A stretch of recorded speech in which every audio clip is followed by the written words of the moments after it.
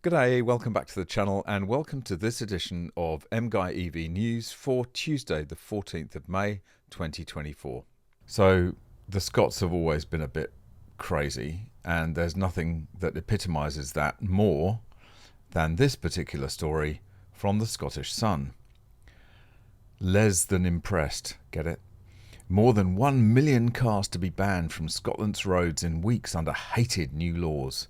Check the dates when the new laws come into force. More than 1 million vehicles will be banned from entering cities in Scotland within weeks due to low emission zones, LEZ. Business leaders reacted angrily over the controversial schemes being introduced in Aberdeen, Dundee and Edinburgh, despite scientific evidence that emissions were well within legal limits in each city last year. When has that made any difference? Critics say the zones cause huge inconvenience at massive cost to taxpayers. It's understood the zone in Glasgow that was introduced last year had no positive impact on air pollution, and levels of the most serious pollutant, nitrogen dioxide, actually increasing. Excellent.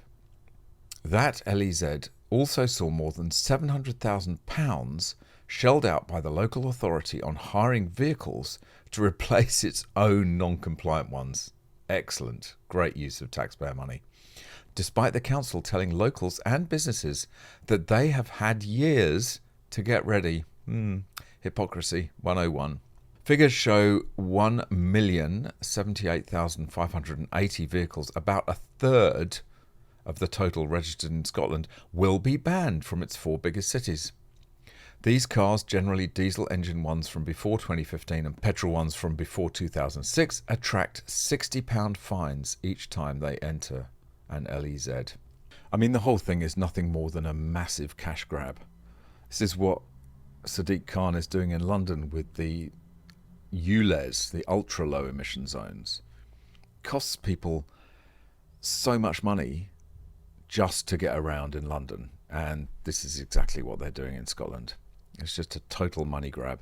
So if your car is very efficient and meets those emission requirements, it might still be banned because it's too big. The reason some councils ban Audi, Land Rover and Mercedes drivers from using public car parks. 5 councils have now imposed length restrictions, with most setting a limit at 5 metres, which is shorter than a Range Rover and Mercedes-Benz S-Class. I mean, what gives them the right to do this? Literally to ban cars because they just happen to be too long. Motorists with large vehicles will need to think twice before using certain public car parks. Well, they're not public anymore, are they? They're restricted to a certain section of the public that drives vehicles that are short enough to fit within their regulations. 5 councils have now imposed length restrictions, with most setting a limit at 5 metres, which is shorter than a Land Rover Defender 130S and Mercedes-Benz S-Class. Well, if you've got enough money to afford to buy, to drive a Land Rover Defender or Mercedes S-Class, then you're just a privileged, wealthy scumbag, basically, so we don't care. This means that those cars that exceed the limit, such as Audi A8, are banned. The restrictions have been introduced by authorities in Wokingham, South Hams, Broadland and South Norfolk and West Devon. Although cars have grown an average of 1 centimetre in width every 2 years, more than 90% of councils have stated they have no plans to increase the size of their parking bays, because that'd be far too hard. Much easier just to ban long ones. It comes after a Freedom of Information request was sent to all UK councils by automotive publication Autocar, asking if there were plans to expand spaces to accommodate larger vehicles. In total, 91.8% of the 287 authorities that responded to Autocar's request revealed there were no plans to increase the size of their council-run car parking spaces, Mail Online reports. Mark Tishaw, editor of Autocar Business, said, "We know that cars are getting longer and wider, typically due to ever stricter crash and safety legislation they must meet. And these figures show too few councils are adapting to this new reality." So another dealership gone up in smoke. Possibly as a result of an EV, electric vehicle possibly caused dealership blaze. A fire officer called to a blaze at a car dealership says it might have been started by an electric vehicle. If they're even saying it might have been started by an electric vehicle, that means it's almost 100% certain that it was started by an electric vehicle. Because if it wasn't an electric vehicle, they'd be saying, no, no, no, it's not an electric vehicle. Lee Alford, station manager at Avon and Fire Rescue Service, said crews have reason to believe it was started by an EV, but added that investigations were ongoing, yada, yada, yada, conclusions, blah, blah, blah. A major road was closed in North Bristol when the fire began at the Drive Vauxhall Bristol North premises off Gloucester Road in Patchway at about 10 o'clock British summertime. Mr. Alford said at least 25 cars were involved, and the fire service believed the fire was accidental. The dealership has confirmed nobody was injured. Well, that's good. Here we go. More autonomous self-driving nonsense after crashes involving Amazon's Zoox under investigation by NHTSA after 2 crashes.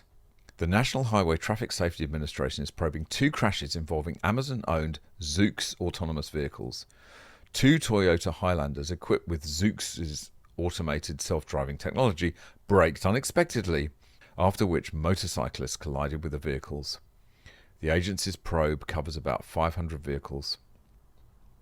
US safety regulators have opened a probe into Amazon-owned robo-taxi venture Zoox after 2 of its autonomous SUVs braked suddenly and were rear-ended by motorcyclists. The National Highway Traffic Safety Administration said Monday it initiated an investigation after 2 Toyota Highlanders equipped with Zoox's automated self-driving braked unexpectedly. In both cases, motorcyclists collided with the Zoox vehicles, which led to minor injuries. NHTSA said it confirmed that each Zoox car had been operating in autonomous mode when the incidents occurred. Both collisions took place during the daytime and within the operational design limits of Zoox's autonomous system. Well, there you go. Autonomous driving is hopeless, so don't ever go in an autonomous taxi. Oh, I know I shouldn't make fun of this, but seriously, thousands evacuated from Sydney Olympic Park Aquatic Centre after solar panels on roof go up in flames. Thousands of people have been evacuated from Sydney Olympic Park Aquatic Centre after all the solar panels on the roof caught fire. Thousands of swimmers have been evacuated after the Sydney Olympic Park Aquatic Centre became engulfed in flames on Monday afternoon. Fire Rescue New South Wales said crews rushed to the sporting precinct after they received multiple calls about a fire at the swimming venue. FRNSW crews are responding to reports of a building fire after multiple calls have been received by 000, with black smoke issuing from the roof of a building on Olympic Boulevard, Fire Rescue New South Wales said. It's probably the most efficient thing solar panels ever do, is just catch fire and warm people up. It seems like every week there's another story about Rivian or Fisa going bust, and now Fisa is the one that's getting a loan to try and keep it going. Fisa gets short-term loan to remain afloat. Unnamed institutional investor, who's got more money than sense, lends the embattled EV maker $3.5 million. Well, you're not going to see that again. Troubled EV maker Fisa Inc. late Monday said it raised additional capital from an unnamed existing institutional investor, but the shot in the arm was not enough for the stock, which remained flat in the after-hours session. Fisa, which has veered towards bankruptcy for months, said it raised $3.456 million from the investor, with the potential to increase that amount to $7.5 million. Just saying, $3.5 million, even $7.5 million, is nothing. It's like loose change for these companies. And yet that is going to make the difference to Fisa? Okay. Well, I don't have much to say about this other than it involves a Tesla, so we'll see whether it was in some kind of autonomous driving mode at some point in the future, but sadly 3 killed and 3 injured in California after speeding Tesla flies into power pole and building, knocks out power. Crash knocked out power to more than 500 homes, businesses in Pasadena, California. A driver and 2 passengers were killed in a crash that also left 3 other passengers seriously injured when their Tesla Model 3 struck a curb and went airborne, smashing into a power pole and buildings in Pasadena, California, early Saturday, authorities said. The fatal single-vehicle crash happened around 2:30 a.m. as the Tesla carrying 6 people was travelling at a high speed in a 35 miles per hour zone. Lieutenant Anthony Russo of the Pasadena Police Department told Fox 11 Los Angeles. Russo said it appears the driver failed to negotiate a slight curve, causing the car to strike the curb. The car flew through the air, hit the pole, and then crashed through a wall of the building. Yeah, very sad. I'm not suggesting anything was wrong with the car at this point, but it's a Tesla story. All right, that's it for this one. Thanks very much for watching. Hope you enjoyed it. See you in the next one. Bye for now.